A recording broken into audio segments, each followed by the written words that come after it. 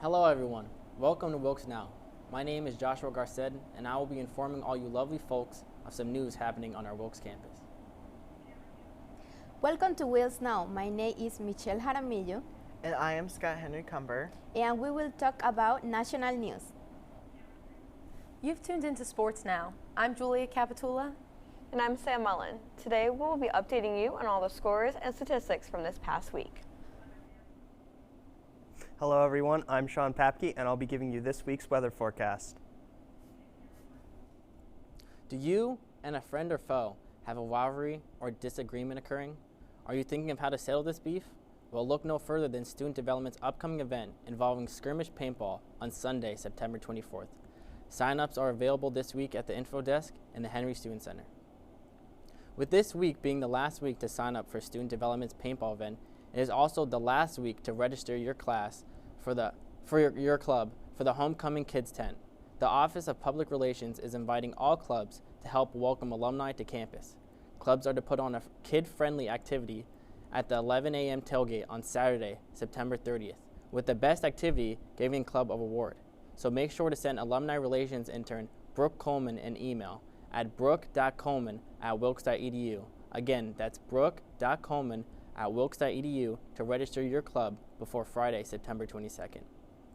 With lots of registration and sign-ups for upcoming events occurring next week, an event occurring this week is the book party for Associate Professor in History, Dr. Jonathan Kukin, on Thursday, September 21st. The Division of Global Cultures, History, Languages, and Philosophy is celebrating Dr. Kukin's publication of his book, Oil for Britain, the United Kingdom and the Remaking of the International Oil Industry through 1957 to 1988. The event will be at 4 p.m. on the first floor of Kirby Hall. If you plan to attend, please email Deborah Arkavage at deborah.arkavage@wilkes.edu. Again, that's deborah.arkavage@wilkes.edu. Speaking of clubs, Club Day occurred a couple weeks ago on Thursday, August 31st. Jess Fellerman was there on the Greenway to get some coverage of the day. So let's send it over to Jess at Club Day. Hi, my name is Jess Fellerman with WilkesNow, and today I'm going to be interviewing people on Club Day 2023 to see what makes them excited about Club Day, what clubs are around, and what they decide to do on this fine Club Day. We're here with Caroline Nolan, member of several clubs in the communication department. Hi, Caroline. How excited are you for Club Day? I am very excited for Club Day. This is my favorite day of the fall semester, and I can't wait for people to join us. That's awesome. What are you most excited about? I'm just excited to see new faces and to get people involved with our clubs and co-curriculars. I think it's a great time and people could really find it useful. What makes you so passionate about the clubs here at Wilkes? We have a bunch of different options and everything that you are interested in is involved in a club somehow, so I think it's great to explore your interests. Thank you so much, Caroline. Hi, how do you feel about Club Day? I love Club Day. I'm in a new club this year. Well, the club's not new. I'm new to the club. I'm the social media manager for the Games Media Club. That's so fun. What's your name? I'm Aster. Nice to meet you. Nice to meet you too. What year are you? I am 2025. I'm a junior. That's awesome. Well, thank you. Hi. How are you feeling about Club Day so far? It's fine. Have you signed up for any new clubs? Yeah. Pre-health, equestrian, vegan. Sounds like a lot of fun. What year are you here at Wilkes? Oh, I'm graduating 2027. That's awesome. What's your name? Leah. Thank you for interviewing with WilkesNow.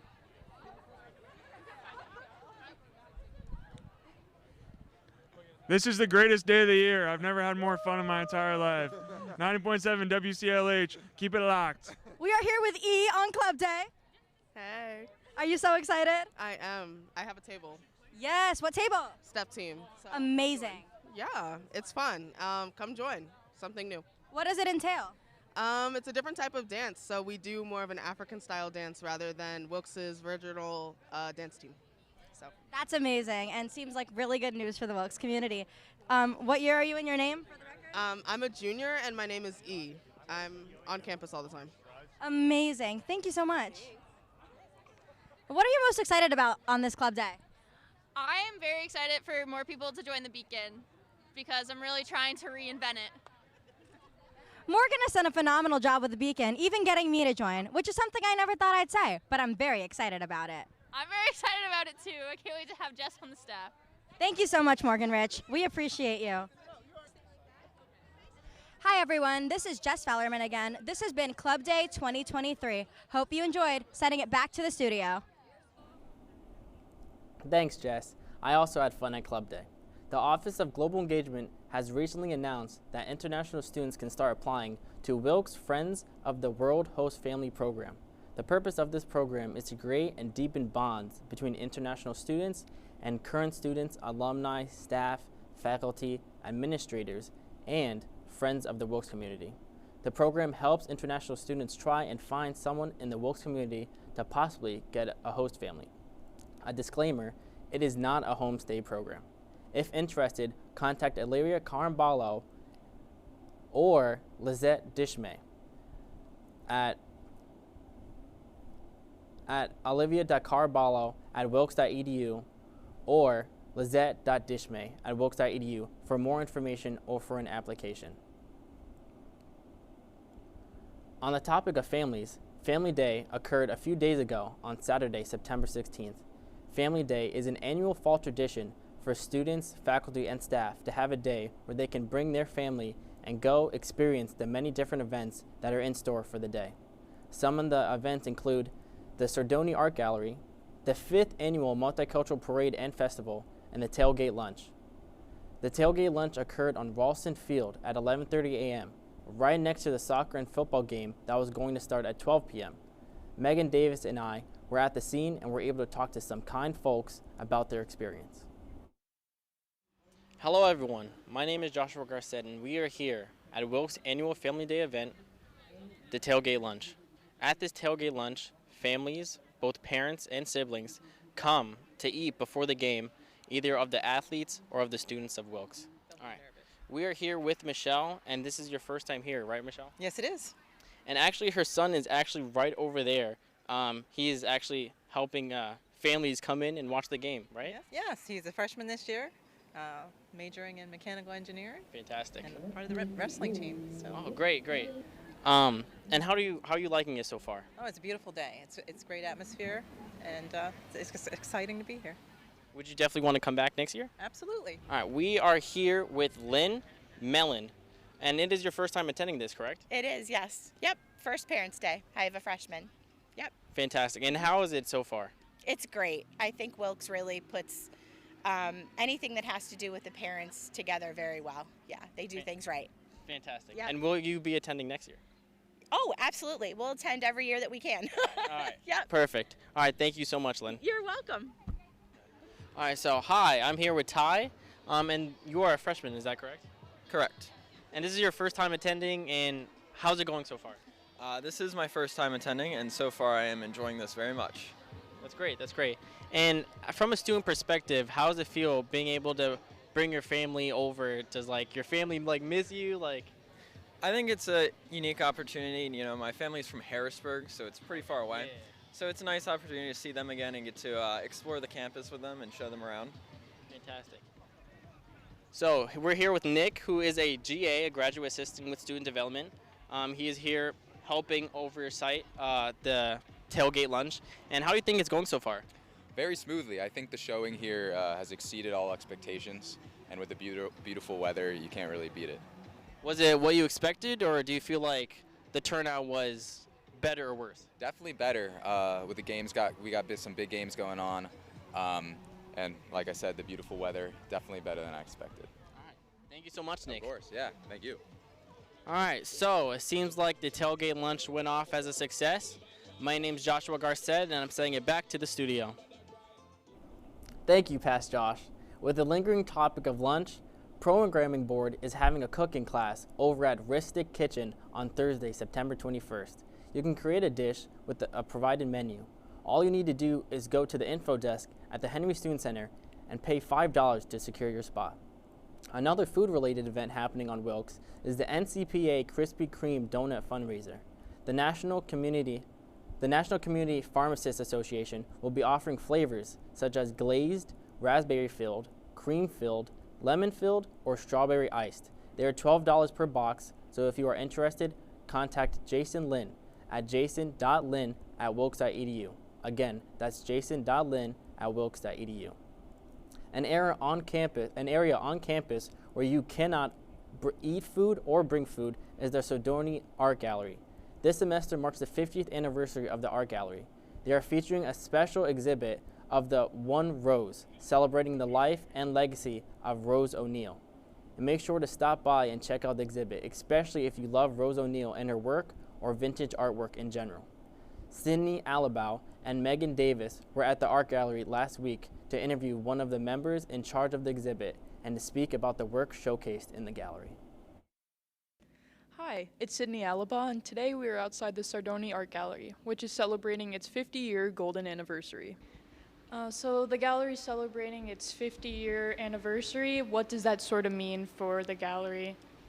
So 50 years at any institution is like a phenomenal milestone, but specifically with art organizations, it's very almost unheard of.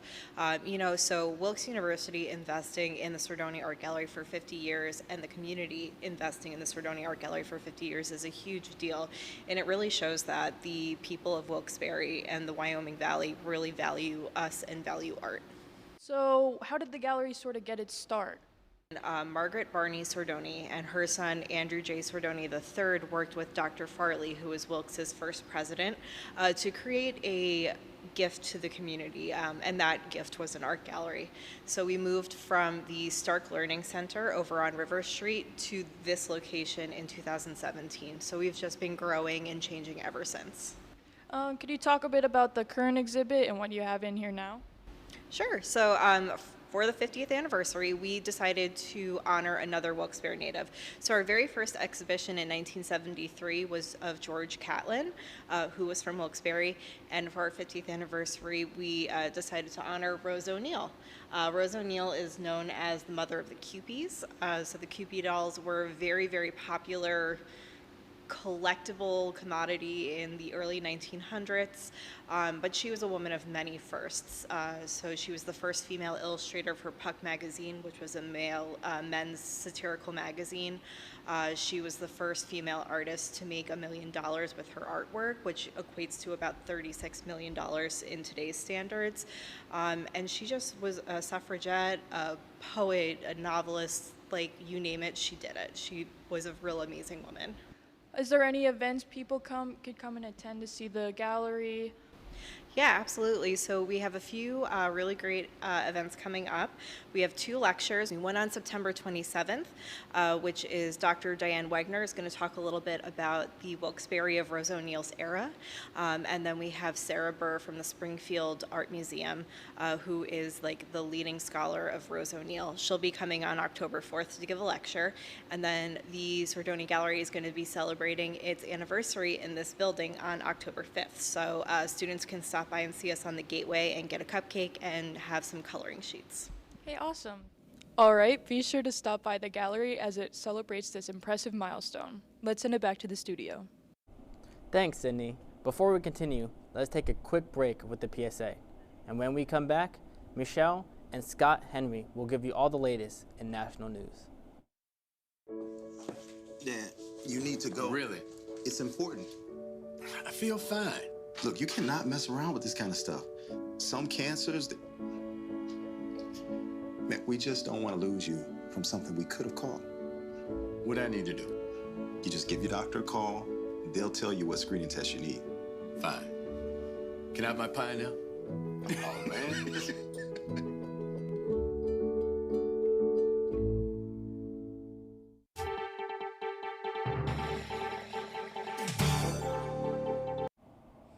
Welcome back to WilkesNow. My name is Michelle Jaramillo.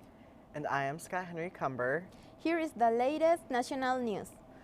A current strike on three of the most popular U.S. automakers, General Motors, Ford, and Stellantis, recently threatened the livelihood of 143,000 workers. The economic fallout could extend far beyond the intermediate players involved.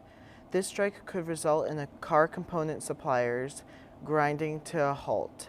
Even a 10-day strike could cause a $5.6 billion loss for the U.S. economy. Workers are arguing for livable wages, but this will not end until a negotiation is agreed upon.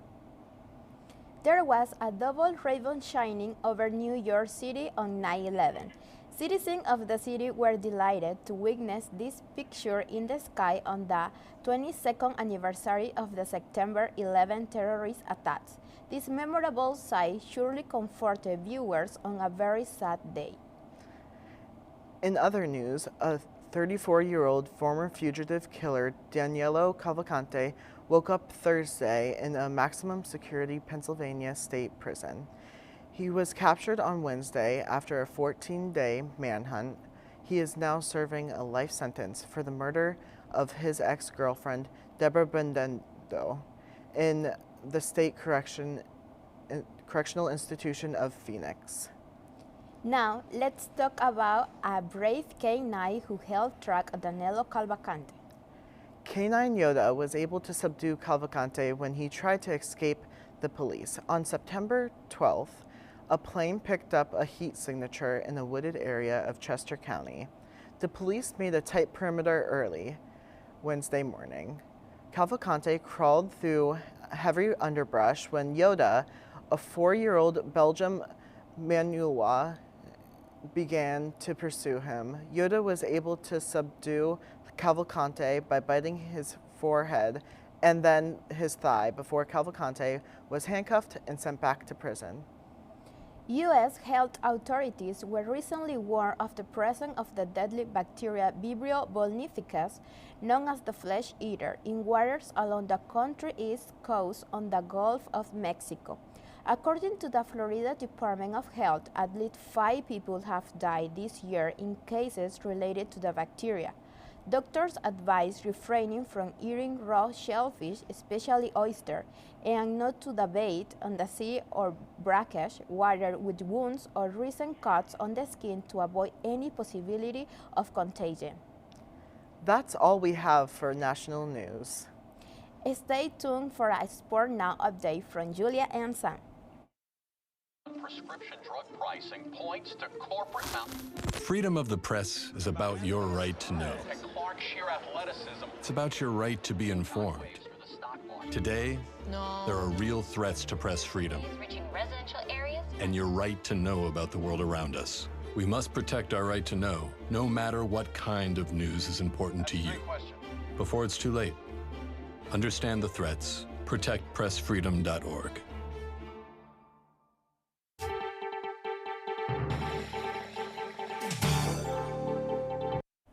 You've tuned into Sports Now. I'm Julia Capitula. And I'm Sam Mullen.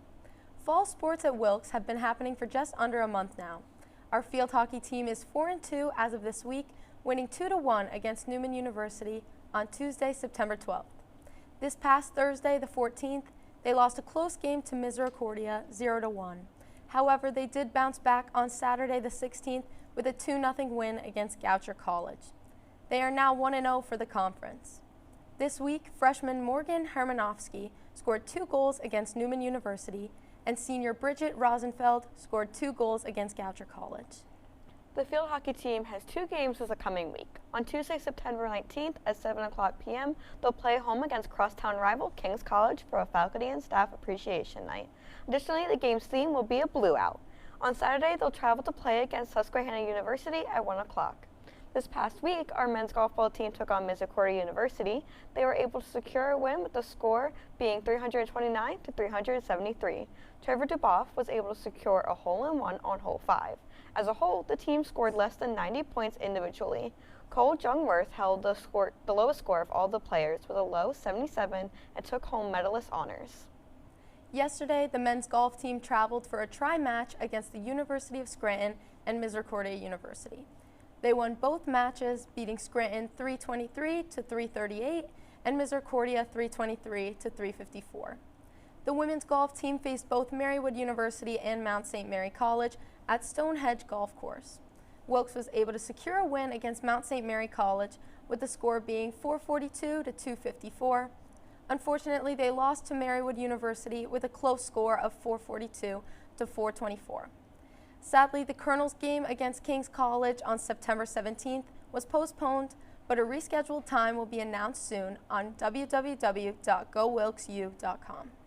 Women's soccer faced King's College and Widener University this past week. During the Kings game, first-year Jess Shee scored her first collegiate goal during the first half from an assist from junior Aaliyah Black. First-year Erin Edwards was also able to get her first career goal during the second half. The Colonels finished the game with a tie 2-2. The game against Widener University ended in a 0-0 tie. The team will travel to Albright College on Wednesday, September 20th at 7 o'clock p.m. and will play their first conference game this season at home on Saturday, September 23rd at 3:30 p.m. against Susquehanna University. This past weekend, men's soccer had a game on Tuesday, September 12th at Keystone College for a final tying score of 0-0. On Saturday, the 16th, they competed against Rutgers Camden for another tying score, this time 1-1. The goal was scored by junior Colin Schulmeister. Men's soccer will face Swarthmore College tonight, Tuesday, September 19th, at our own Brugworth Field at 7 p.m. They will also play home this Saturday, the 23rd, in a landmark conference game versus Susquehanna University at 1 p.m. Women's volleyball had a game-packed week, playing 5 games. On September 12th, they lost away at William Patterson University 0-3. On the 15th, they lost a close 1-3 at Misericordia University. Senior Hope Owsey had 9 kills, 3 aces, and 3 blocks for the match. Junior Alexis Reedy had 8 kills, 3 aces. They did take another 0-3 loss against Wentworth Institute of Technology, but they did recover with a 3-1 win on September 16th against Penn State Harrisburg at Rutgers Camden. Hope Owsey had another great game with 13 kills, 4 aces, and 2 blocks. Junior Sierra Hines had 11 kills, 1 ace, and 1 block. Unfortunately, they did lose to Rutgers Camden 0-3. They will be traveling this week to Reading, Pennsylvania to compete against Penn State Berks tomorrow at 6 p.m. But they will be back home this weekend. We will be hosting Marywood University at 10 a.m. and Hunter College at 2 p.m. at the March Center on Saturday, September 23rd. Best of luck to all of our athletes this upcoming week. Thank you for tuning in to Sports Now. Here's Steven trying out the NFL Combine in Joe vs. Pro.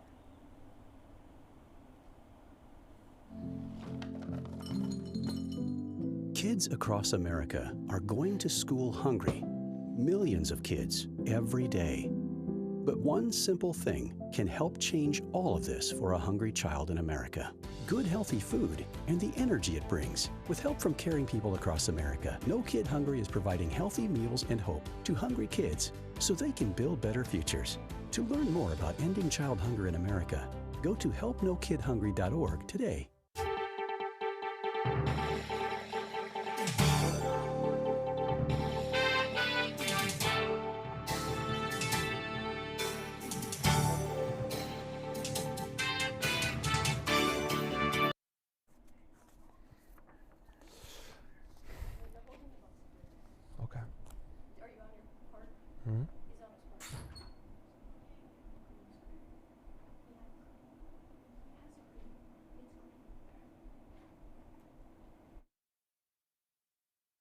Hello WilkesNow, my name is Zach Perry and it is good to be back with you all again. A lot has happened since we last saw each other, so let's get to the world of sports. Just announced yesterday, Michigan State head football coach Mel Tucker was fired over misconduct with activists with Brenda Tracy. This comes after a complaint was filed by Tucker in this past July for a conversation that took place in April of 2022. Tucker was in the 3rd year of a 10-year, $90 million contract at the time of his firing. Speaking about college football, Colorado head coach and former professional football player Deion Sanders has been the talk of the town lately. He is in his 1st year of Colorado after leading Jackson State to historic success at the Division I FCS level, and has the Buffs off to a great start. After going just 9-1 last year, Colorado is out to a 3-0 start and coming off a big win off of rival Colorado State. Dion has been everywhere with interviews and appearances on the Today Show, 60 Minutes, and many more. Many look to see how he will do over this season. In women's hockey, the new Professional Women's Hockey League that was formed this past July has held its inaugural draft. Minnesota had the first ever pick and selected Taylor Hees, a forward out of the University of Minnesota. Hees is coming off her collegiate career at the University of Minnesota, where she led the country in goals this past season, promoting her to a first-team All-American selection. The PWHL will kick off its first season in January of 2024 with 6 teams. The MLB is coming down to the home stretch with only 2 weeks left in the season. Many playoff spots are still up for grabs, with only 4 teams having clinched a trip to October baseball so far. Our hometown Philadelphia Phillies can punch their ticket to the dance as soon as next week if everything shakes out their way. And finally, the NFL season has 2 weeks done and it has been 2 highly contested weeks. Perceived powerhouse teams such as the Chiefs, Bengals, and Bills have all come out flat in one fashion or another, while underdogs such as the Lions, Rams, and Falcons have been giving teams problems. Our Ravens and Eagles have thankfully avoided that and are both 0-2 as of right now. This will do it for National Sports News. My name is Zach Paraway, and when we return, Sean will give you all your weather updates. Hey there, I'm Lance Bass, and this is CHIP. And for more than 100 years, American Humane has been protecting animals in times of crisis. And if you're like me, your pet means the world to you, and you want to keep them safe if disaster strikes. American Humane's first responders are always prepared to rescue animals in danger, but you can also help. To learn more about disaster planning and keeping your animals safe, please visit AmericanHumane.org.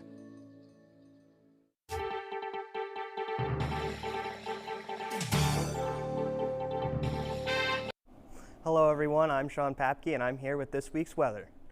Currently it's 64 degrees out with a high of today of 72 and a low of 48. It'll be partly cloudy throughout the day with a low chance of rain.